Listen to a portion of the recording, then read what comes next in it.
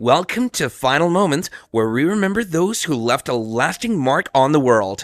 Today, we honor a visionary who fought for justice through land reform, a filmmaker who shaped television history, and a broadcaster whose voice became a staple in homes for decades.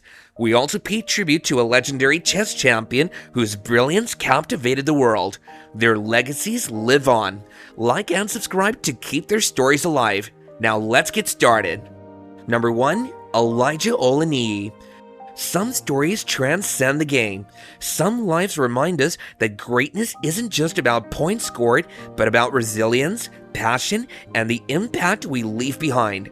Today, we remember and honor Elijah Olaniyi, whose journey was tragically cut short.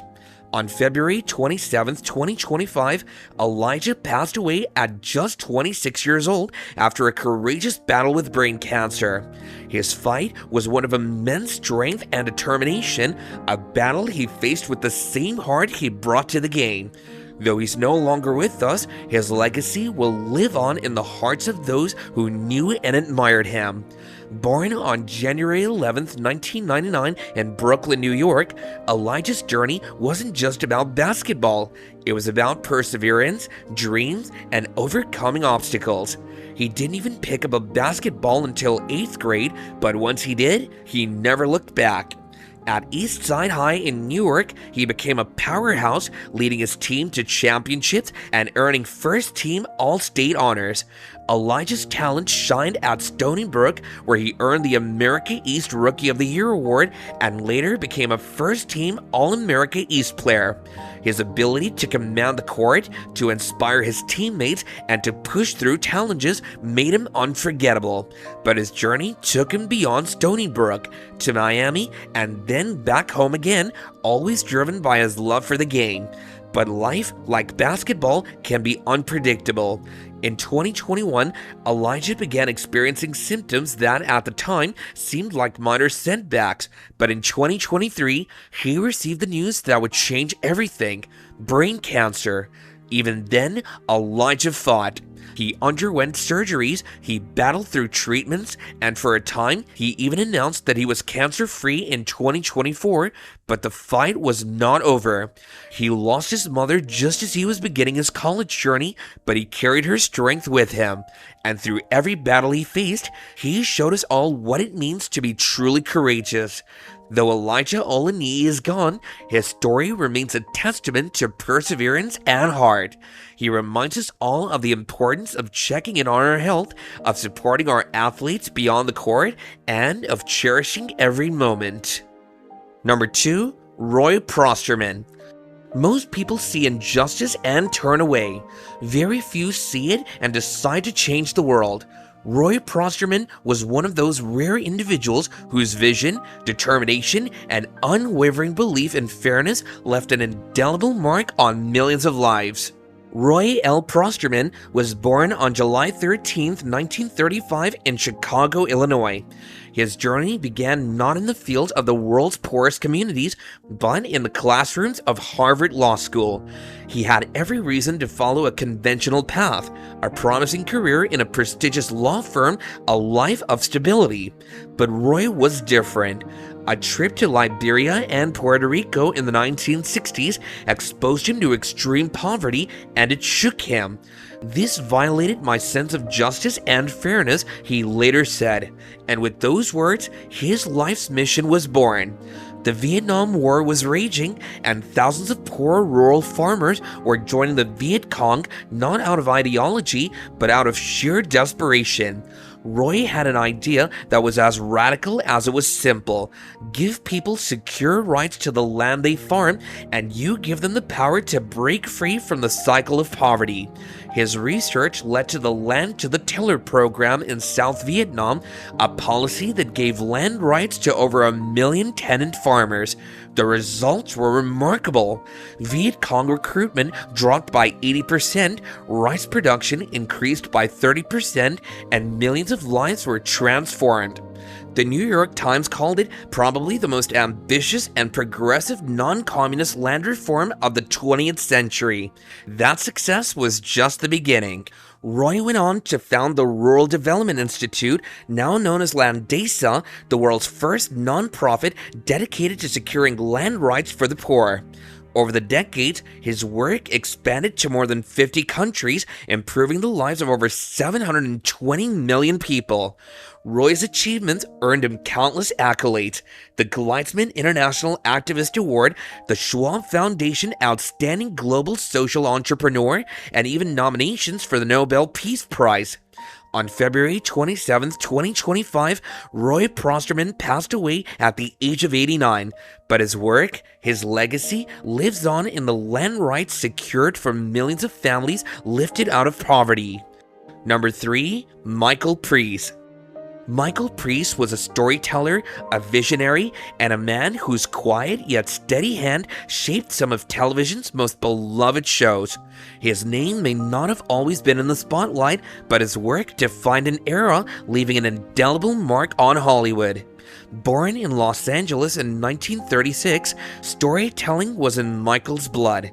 His mother, Thelma, was a pioneer in Hollywood, founding the Script Clerks Guild, now IATSE Script Supervisor Local 871.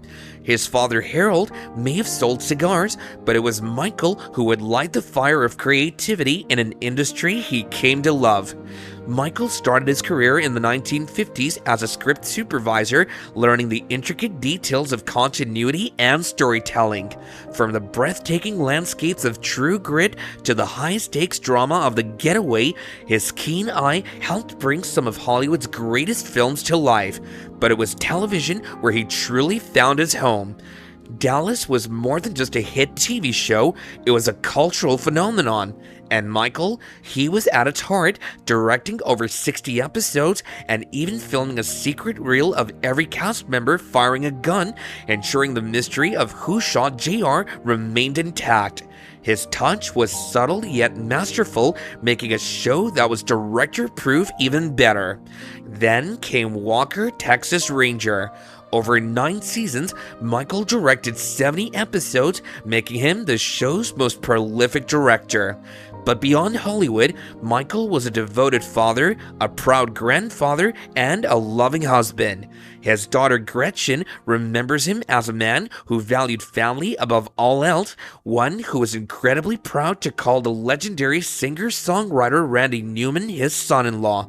Michael's journey came to a peaceful close on February 27, 2025 at the age of 88. Number 4. Henry Kelly. Today, we remember a true legend of broadcasting. Henry Kelly, journalist, television host, radio presenter, and a familiar face to so many, has left us at the age of 78. From hard-hitting journalism in Ireland to becoming a household name on British television, Henry's career was nothing short of remarkable.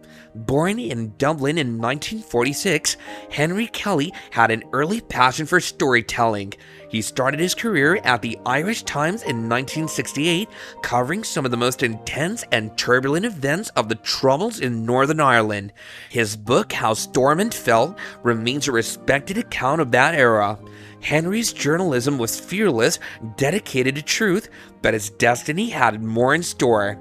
Many will remember Henry for his role in Game for a Laugh, the Saturday night show that brought families together in the 1980s. His charm, wit, and Irish warmth made him a natural entertainer.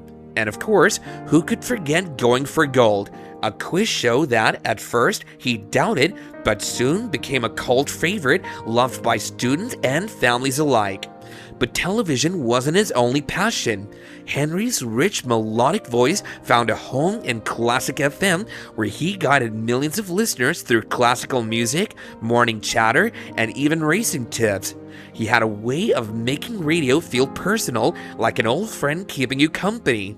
Beyond his career, Henry was a loving father and partner. Though his life had its challenges, including financial struggles, he never lost his humor or love for broadcasting. His work touched generations, bringing joy, knowledge, and laughter. Number 5. Boris Spassky. Chess is more than a game. It's a battlefield of minds, a test of strategy, and a dance of intellects. And in the annals of chess history, few names shine as brightly as Boris Spassky, the 10th world chess champion, a man whose life and career were as fascinating as the game he mastered. Born in Leningrad in 1937, Boris Spassky's early life was marked by the turmoil of World War II. Evacuated from his hometown during the siege, young Boris discovered chess on a train at the age of 5. Little did he know, this simple game would become his destiny. By the age of 10, Spassky was already defeating Soviet champions. At 15, he became a Soviet master. His rise was meteoric, and by 18, he was crowned the World Junior Chess Champion. The chess world had found its newest prodigy.